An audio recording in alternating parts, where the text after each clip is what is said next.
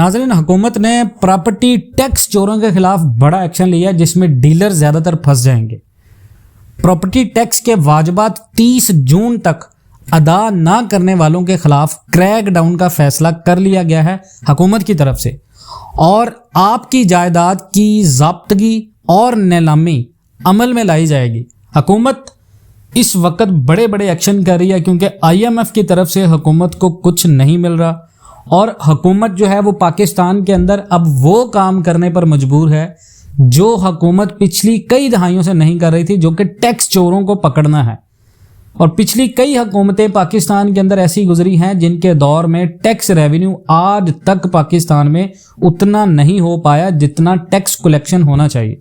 दुनिया के कोई भी मुल्क आप देखें, वहाँ पर प्रॉपर्टी की प्राइसेस इसी वजह से स्टेबल हैं क्योंकि वहाँ पर हर बंदा टैक्स पेयर है और टैक्स कलेक्शन है और वो टैक्स अवाम पर ही खर्च होता है। पाकिस्तान के अंदर अगर हुकूमतें ऐसी हैं जो कि अवाम के टैक्स के पैसों को चोरी करके बाहर लेके जाती हैं, तो यहाँ पर पाकिस्तान की अवाम में भी ऐसे लोग हैं जो कि टैक्स पेयर होने के बावजूद टैक्स नहीं देते।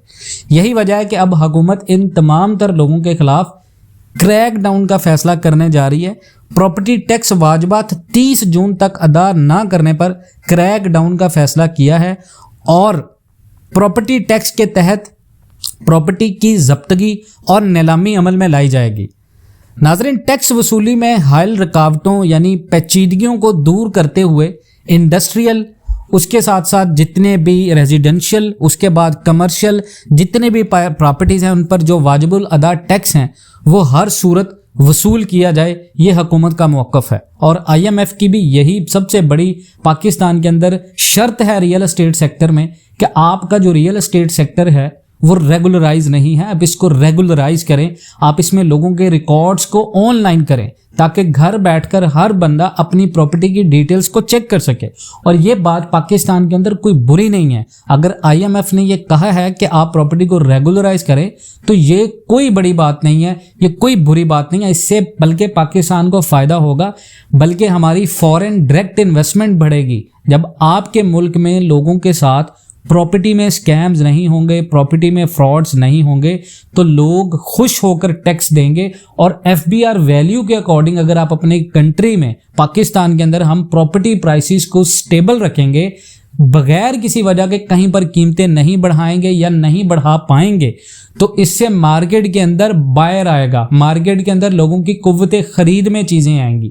और जब कुव्वते ख़रीद में चीज़ें आएंगी तो आपका जो रियल एस्टेट सेक्टर है उसमें बहुत ज़्यादा पोटेंशियल है, वो पाकिस्तान की बहुत बड़ी जो रेवेन्यू है वो जनरेट कर सकता है, जो कि आपके मुल्क के अंदर स्टील इंडस्ट्री भी जनरेट नहीं कर सकती।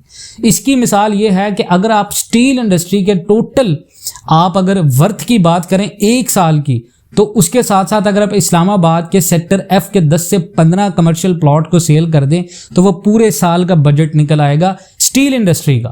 तो ये बात है कि कमर्शियल और रेजिडेंशियल के साथ साथ रियल एस्टेट सेक्टर में इतना ज़्यादा पोटेंशियल है कि पाकिस्तान में ये बहुत कुछ कर सकता है। हुकूमत का कहना है कि टैक्स चोरों के खिलाफ सख्त तरीन कार्रवाई का आगाज़ किया जाएगा और साथ ही मीडिया पर प्रॉपर्टी के तफसीलात शेयर भी की जाएंगी और वाजिबात की अदम अदायगी, ज़ब्तगी और नीलामी अमल में लाई जाएगी।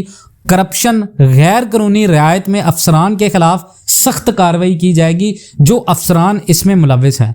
तो नाज़रीन, हुकूमत के इस इक़दाम पर आपकी राय क्या है, आप कमेंट सेक्शन में ज़रूर बताइएगा। इंशाल्लाह मिलते हैं नेक्स्ट वीडियोज़ में, तब तक के लिए अल्लाह हाफ़िज़।